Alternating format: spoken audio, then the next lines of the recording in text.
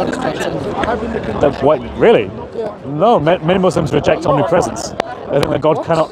Yeah. Like I spoke with Muhammad Hijab. No. Yeah. So I spoke to. I don't think Muhammad Hijab believes. Actually, yeah. Sorry, I misspoke there. It was who was his name? Hashim. Hashim said that to me. He doesn't believe in omnipresence. He's probably around here somewhere. But yeah. Okay. So you think that God can enter His creation? You've got to win their souls. You can't be like. No, well, the Quran says God is closest to us like a jugular vein or something. Yeah, that does. Yeah. So I believe He's outside of time and space. Okay. But also inside of time and space also. Okay. Sure. I'd call that transcendence. Yeah, I call that transcendence. I'm fine with that. Okay. Do you agree with that? Yes, I do. So that's interesting. Okay. I don't believe that anything can be equal to God. Anything can be Equal to God. Or equal to God. Partners. Do you believe that Allah has attributes? Yeah. Do you believe that His speech, His kalam Allah, which is the Quran, I assume you believe? I mean, sorry, I'm going because if there are so many No, cameras. that's fine. I don't want to keep you But there. thank you so much. Can I leave you with this? All right. No, because if there are many cameras, there is no point in filming. But thank you for your time. See you in a bit, Amy. So you said, what was it? What, stolen? Yeah, it's annoying, isn't it, sometimes? It's windy. Yeah. Nothing is equal to God, but you believe that? Do you believe the Quran is the speech of Allah? I believe it's the speech of God, but I would say that Islam existed before the Quran existed. Wow. Okay. So you believe the Quran is created? Yeah, so like, because if it wasn't created, then it would collide with the idea of predestiny. Because, for example, like the Quran talks about the Pharaoh, for example. Right. And he was an evil, dictator or whatever. So the Quran can't make that assertion unless everything has been written before, so it has to. That's an interesting point. Saying you'd kill baby Hitler or something. Yeah. I agree with you, actually. I think that is a correct logical following from that. So you're more like a Mutazilite, maybe? You think that I don't know what that is. Like, I'm not too like. You're not too okay. Oh, so that's a historical. I'm just like a normal guy. All right, that's What fine. I say is, Yeah. I know you guys like research and. Yeah. I learn things, you know. Debate. I'm a debater. I think I gotta say I'm a debater. Yeah. I do it too much not to be called a debater. Well, I would say that the Quran in itself is goodness, but it also exists teleologically. Like, Okay. Like what that would mean, the Bible, the original Torah, the original Psalms were also God's word as well. Yeah, I think that follows. Yeah. Not even there before Moses, before the Torah, there was tribes that lived by laws. They had scripts and scrolls or whatever. Not even scrolls, even like hieroglyphics and like engravings on stones, Sure. or tablets or whatever. Yeah. So Hello. before the Hi, main man. prophets, Good to see you. I Yeah. just believe in all the prophets. You believe in all the prophets? Yeah. Okay. Do you believe in Jesus? I think you do. Okay. So my basic premise would be, if you want to historically know what Jesus really said and taught, your best bet is to go to the earliest material. And the earliest material would be Matthew, Mark, Luke, and John. I wouldn't obviously the Bible, like I wouldn't confirm nor deny parts of it. Like I agree there's truth to every Abrahamic religion, but I would just say that it's probably I just want to say I like your work. Oh, hello. Thank you very much. God bless you. I'm Basil Jet. If you ever see me online, Okay, Basil. Okay. Oh, God bless you. Thank you. I Sorry. would probably say that it's religions have been corrupted like along the way. Would you say including Islam? The reason why I wouldn't consider Islam like corrupted is because I don't think it's like a ritual occult religion. A ritual occult religion. I believe it's an Abrahamic one God religion. Okay. Like I would consider any form of paganism, like Buddhism, Hinduism, Sikhism, all the isms, I would consider them ritual occult religions. Would you reject pagan documents like the infancy Gospel of Thomas? I don't know what that is, but I would condemn like all pagan. Do you know why that's going to be a massive problem for you? I don't know what that is. What is that? Well, it's an early supposed gospel of the infancy, so the birth narrative of Jesus. Because what a lot of Christians like to do was they didn't know much about Jesus' early life, so later generations started making up these stories about what Jesus was like as he grew up and all this sort of stuff. But it has no link back to Jesus or to the disciples of the apostles. It comes many centuries later. So basically, we know it's pagan and heretical. And it actually contains some. About the Catholic Church. No, the Catholic Church rejects it and has always rejected it. The issue is that you're going to find narratives included in that. For example, Jesus breathing life into clay birds. They come from that book, and they're found in the Quran. In fact, the Quran actually has narratives. It has the pagan people of his day. It's recorded that they said to Muhammad, who they called the ear, by the way. Like if in the Quran, it records what they say about him, and it says that they call Muhammad the ear because he repeats what he hears. And they were saying, look, we've heard all these stories before. You're not giving us any new information. We already know these stories. You're just telling us that they're revelation. Would you consider copying? Would you consider it copying or inheriting the truth? That's like copying or inheriting the truth. You could say either. I think that's fine. I think the issue really for me would be that there is now a relationship between the Quran and the infancy gospel of Thomas. Do you see what I mean? Because the Quran contains the same story that's found in the infancy gospel of Thomas that comes hundreds of years before it. So you might say, look, that it's both correct, but then in which case you have to explain why the Quran was revealed in different sources outside of the Quran, which I think would be weird because the infancy gospels, the life of Adam and Eve, which is another one that the Quran references. You know how you have Iblis, and Iblis was commanded to bow down before Adam and he refused to? That's found in another thing hundreds of years before called the life of Adam and Eve. You see, if you're going to affirm that that story is true, I don't understand why you would then reject other parts of that story. Because you're now committing yourself to the same, unless you're going to say these people just guessed and they happened to quote the Quran without knowing they were quoting the Quran. But I find that really difficult to believe. It seems as if either they copied it, which to be honest I think is the most common sense understanding, or that Allah has revealed the Quran piecemeal in pagan and heretical documents that Muhammad didn't know about, which is weird, very weird. I don't think Prophet Muhammad would be acting out of his own mission, sort of thing. Like, you know what I mean? If you're saying that, like the Quran, yeah, it's like a forged document and it's copied from all sorts of things and put into one, it would take a monumental effort for a guy in the desert to compile all that information. Well, I don't believe Muhammad did compile it. I mean, that's the Islamic tradition, right? They don't say that Muhammad compiled these things. Rather, Muhammad was the one who gave the revelation, and that there were others, notably Uthman and Abu Bakr, who actually compiled it into codices. I have my own issues with that, but it seems reasonable to me that given the Quran tells us, look, these pagans are saying to Muhammad, you're just telling us things we already know, I think that's actually probably truthful. I think Muhammad did actually say things they had already heard. And he was quoting these stories like breathing life in a clay bird, defending Miriam when Miriam was in a cradle. Again, it comes from the same kind of thing. What I would say is that pagans have always existed as well. Sure. Since human history, I would say Adam and Eve were obviously the first Muslims. They submitted to the will of God. See, I don't know if I accept that because my understanding, from the Quran will be that there are verses, if I remember correctly, that say that Muhammad is the first Muslim.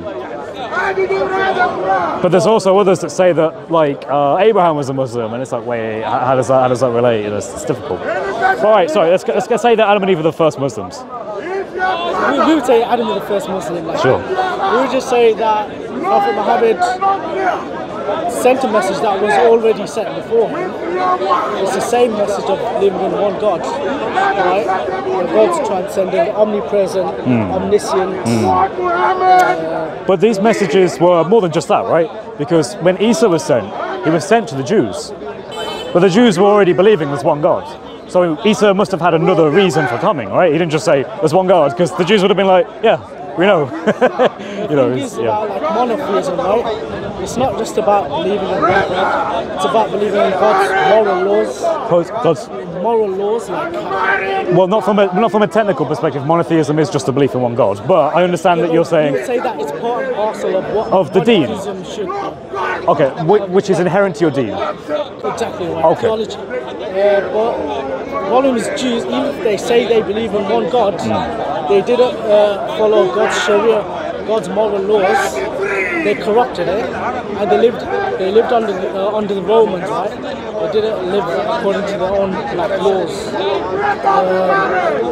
So the Quran basically corrected all those corruptions that were previously in place and offered the new Sharia. So were those corruptions of the Injil and the Torah? No. So for example, if God sends a new prophet, not a Nabi, but a Rasul. Yeah. God sends a Rasul prophet, type of prophet, Okay. to new nations. If a new sin has been discovered, like if a new sin has been discovered, right? Like homosexuality, for example. I don't know if that's new, but alright, yeah, sure. Previous Right. tribes, Yeah. it wasn't practiced in human history before. I would argue no. Homosexuality is. Well, I mean, ultimately, men have a thing where they like to do things, right? Okay, let's use another example. Right. Okay. Let's say alcohol wasn't discovered by one prophet Alright, this time. okay, They sure. didn't know the fermentation process. Yeah, No idea. Then a new prophet, a Rasul, comes with a new Sharia Yeah. to tell them that that's haram, alcohol is haram. Okay. It sends new Sharias for different societies Okay. where sins haven't been discovered yet. That makes sense. Yeah, I understand that. I understand that perspective. Or like, for example, Yeah. like Muslims believe that, fish, you have to eat, you can only eat fish with scales in them, right? Right. And that law is also, Jews also believe that as well.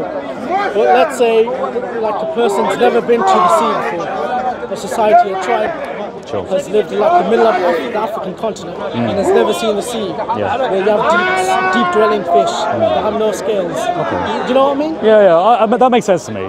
My issue really is if anyone says that they affirm the Quran, which affirms the Torah and the Injil, but says that the Torah and Injil are corrupted. Because I think that's a premise that can't be defended. The reason why is because it's quite clear in the Quran that Muhammad actually had access to the Torah and to the Gospel, or to the Injil. Thank you, man. Appreciate that. And he affirmed them. In fact, if you look at the Hadith, it gets much worse, because in the Hadith there are stories of how he's having an argument with some Jews, right? And he's saying to them, look, what is the punishment for adultery? And they say, oh, it's lashing. And he goes, no, go to the Torah. What does it say?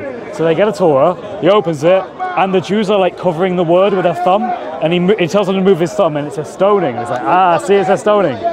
But that would mean there had to have been an actual Torah there for Muhammad to do that with. I mean, like punishments, they're discretionary, depending on like the severity of a crime, how popular the crime is. Okay, well, yeah, okay. Like for Sure. example, Yeah. there's been stoning before, other executions throughout history by governments have done hanging and all, like, Yeah. I So, would say it's hard to say, like unless you're a scholar that lived like 2,000, 3,000 years ago, it's hard to say how you can prove that something is corrupt. All you strip down to deductively is like what reasonably makes sense.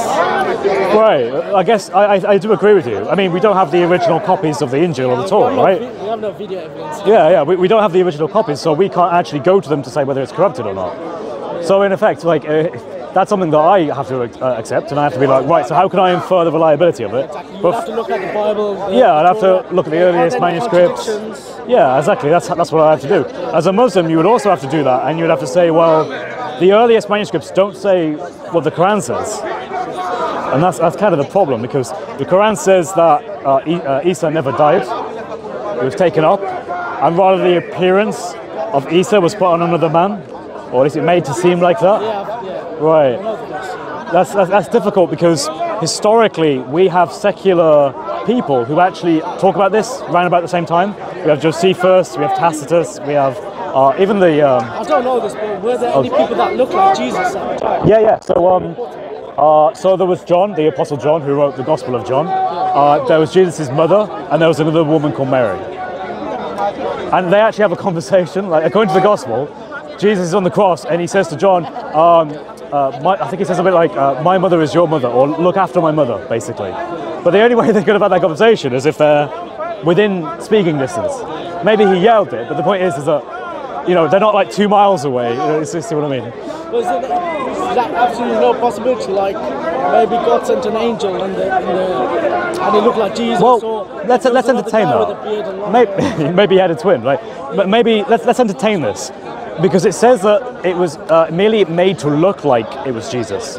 The problem I have with that is that it would mean, from a historical perspective, Allah saw that Jesus was going to be crucified. He interceded by sending him into heaven, or taking him up to where he is, which is above his throne. But anyway, well, it never says heaven; it says where he is, and where is Allah is. Well, Sunni Muslims would say he's above his arsh, right? You might not say that, but Sunni Muslims would say that. Maybe some Salafis say that. I don't agree with that. I believe it's Orthodox Islam. I have to be honest, from my understanding. But look into it. Maybe I'm wrong. But I believe it's just like a small sect of Salafis that believe in the physical throne. And I kind of wish there were some Muslims. My understanding is Sunni Islam would say that God is not in his creation and definitely not omnipresent. But anyway, check that out. Maybe I'm wrong. And then tell me if I'm I wrong. believe God being omnipresent is so important. I agree. Because that's what makes God God. Because God has to be something that was created, that's something that was there before time and space. I agree. He has to have full dominion over his creation, and part of that has to be having a relation with that he chooses, that he wants to do. And if he can't do that, like he cannot in any meaningful sense be here, then he's basically made something that he can't interact with. He's made something so powerful, he's like, oh no, it's a big box and I can't go in the box. I'm stuck. And our universe is just our universe, There could be other universes. It could be something beyond our comprehension. Yeah, I think it's fair. You see, I think that your beliefs at the moment are actually more in accordance with Christian beliefs at the moment. Because I know, but like the phone thing and right, omnipresence. Yeah. Like Salafi Well, Salafis are very particular about the hands. There are Ash'ari who, the Salafi say. you talk around. Yeah, well, the Salafi will just say, in Surah 68, Ayah 42, says that Allah has a shin, and they won't say anything more about that. If you say, wait, he has a shin, and you push them to accept this, they'll say, well, it's not like a shin that we know, but it is a shin. Now that to me is like, look, okay, words have meaning. Yeah, words have meaning. If Allah has said in his Quran, in his recitation, that he has a shin, then he has a shin. There's no way he can get out of that. Yeah, words have meaning. That could mean. Other words, that that could be a feet or something. Yeah, exactly. Otherwise, you would have to accept that the word is meaningless. Yeah. Allah says he has a nothing, like, or he has an absurd thing that doesn't make any sense. And the Quran says it's a clear book. Well, if it's a clear book, why would he tell you things that don't make any sense? It I makes don't know about sense. the word shin or not, or You want me to show you? there's a translation or a mistranslation or something. Oh, it's very clear. I don't believe that shin is probably metaphorical. I would interpret it that way, because me and you can see that. But the religion, the Deen of Islam, in the Sunni Orthodox perspective, doesn't see it that way. Let's have a look, man. Let's have a look. Let's go to Surah 68, so Al-Qalam, and then I'm going to go to verse 42.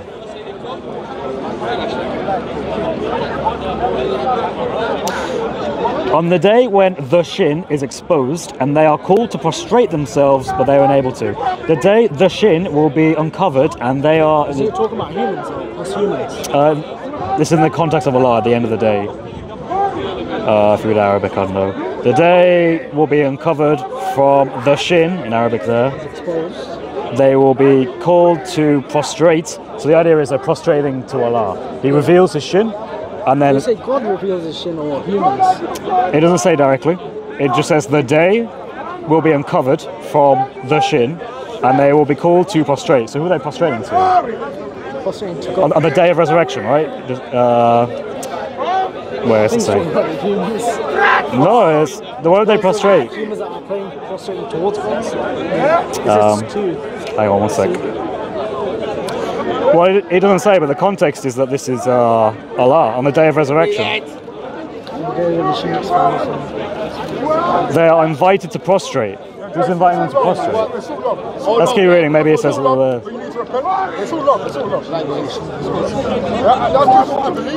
For they have been called to prostrate themselves when they were sound. Next verse. So leave me to those who reject this discourse. We will only draw from them gradually from where they do not know. And I will give to the despite indeed my plot is firm. But it's Allah speaking here. There's no mention of like humans or anything. It's just something happens on the day of resurrection where they're called to prostrate to a shin, but they won't be able to. No, the Sunni Orthodox view is that this is the shin. Like, this is Allah's shin. That's what Sunni Muslims will say. Are you a Muslim? Does Allah have a shin? I'm not educated. Oh, that's fine. I'll ask you then. But, I mean, this is an example, right? There's other verses that say he has a right hand. You know about that, right? Yeah, I agree. I think it is. I think that's a great way of understanding it. Hey, good to see you, man. How you doing? Oh, God bless you, man. But Sunni Orthodox Islam doesn't teach that. Even the Ash'ari, I think, affirm, which is like a school of Aqidah. They say, yeah, like it's something we don't know, we don't understand it, but he says it in the Quran. And the reason why is because the Salafi. Yeah, I agree. But you see, I would say this is a call to leave Islam. I just don't. I think it's just down to interpretation. But okay, so there are verses that talk about his right hand, his eye, his shin. Do you understand? I mean, at some point. I'd have to see, but I don't think it's talking about Allah's shin. It's talking about Allah's shin. So people prostrate. It's saying two. Wait. So God's talking, saying. The context is the day of resurrection. Also must.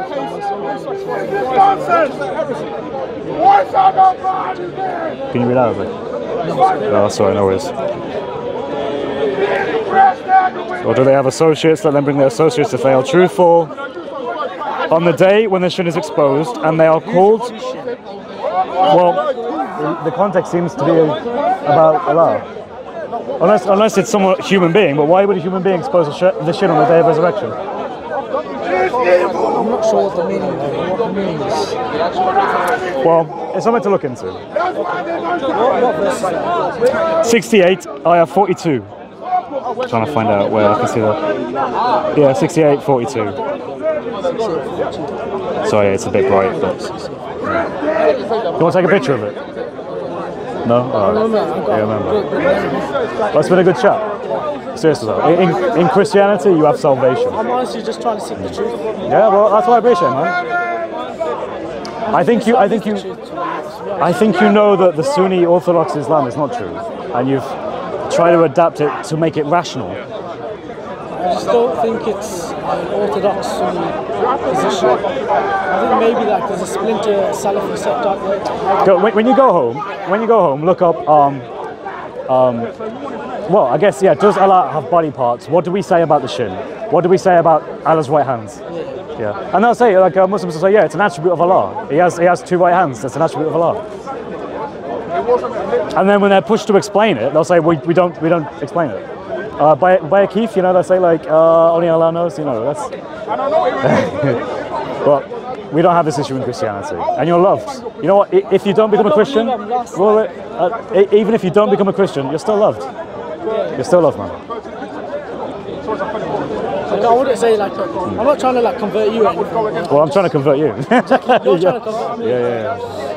I'm just trying to make you think maybe. No, that's fine, that's good. I like these questions. You have yeah, of course. Well, I am trying to provoke you to look at this critically. And the thing is you kind of already agree with a lot of what I'm saying.